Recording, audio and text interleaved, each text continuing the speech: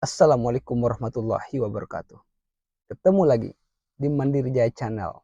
Kali ini kita akan membahas sesuatu yang sangat penting, yaitu hubungan kita dengan Sang Pencipta, Allah Subhanahu wa Ta'ala. Allah tidak akan menciptakan kita kecuali hanya untuk menyembah kepadanya. Menyembah kepada Allah haruslah secara baik dan benar, sesuai dengan tuntunan yang telah diajarkan oleh Rasulullah Shallallahu Alaihi Wasallam. Kita tidak boleh melakukan ibadah ini secara sembarangan. Kita tidak boleh melakukan ibadah ini dengan nada suara yang cepat, gerakan yang cepat. Tidak boleh kita lakukan terburu-buru. Ada beberapa alasan yang ingin kami jelaskan bahwa sholat itu tidak boleh dilakukan secara tergesa-gesa, tidak boleh dilakukan secara terburu-buru. Mari simak sampai akhir, karena yang terakhir sangat membahayakan kita. Ya, baiklah, kita akan menjelaskan kenapa sholat itu tidak boleh dilakukan terburu-buru dan tergesa-gesa. Yang pertama yang harus kita ketahui bahwa sholat itu tidak boleh dilakukan dengan bacaan yang cepat, terburu-buru dan tergesa-gesa adalah sholat merupakan pujian kepada Allah Subhanahu wa Ta'ala.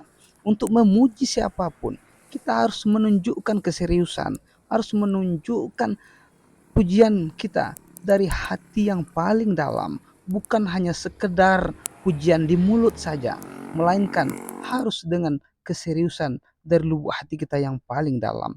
Memuji haruslah dengan perkataan tenang, perkataan yang pelan, menunjukkan keseriusan kita dalam memuji Allah Subhanahu wa Ta'ala. Jika kita memujinya dengan baca suara yang cepat, terburu-buru dan tergesa-gesa, maka itu tidak akan menunjukkan keseriusan kita dalam memuji, dan akhirnya tujuan sholat kita yang sebenarnya tidak kita capai. Itu yang pertama. Kemudian yang kedua, kenapa kita melakukan ibadah sholat tidak boleh dilakukan dengan bacaan yang cepat, terburu-buru dan tergesa-gesa.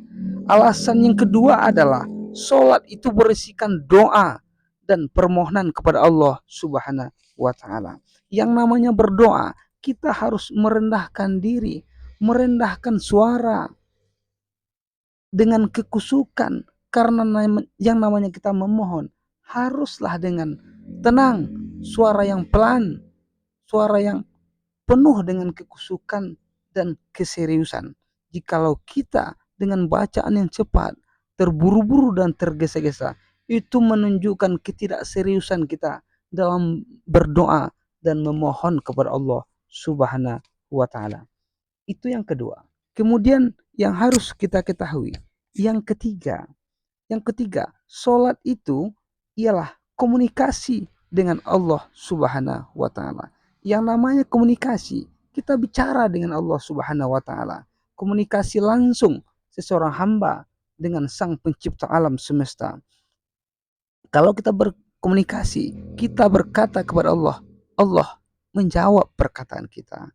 Maka tidak sepantasnya lah kita berbicara, berkomunikasi dengan bacaan yang cepat, gerakan yang cepat, tergesa-gesa dan terburu-buru.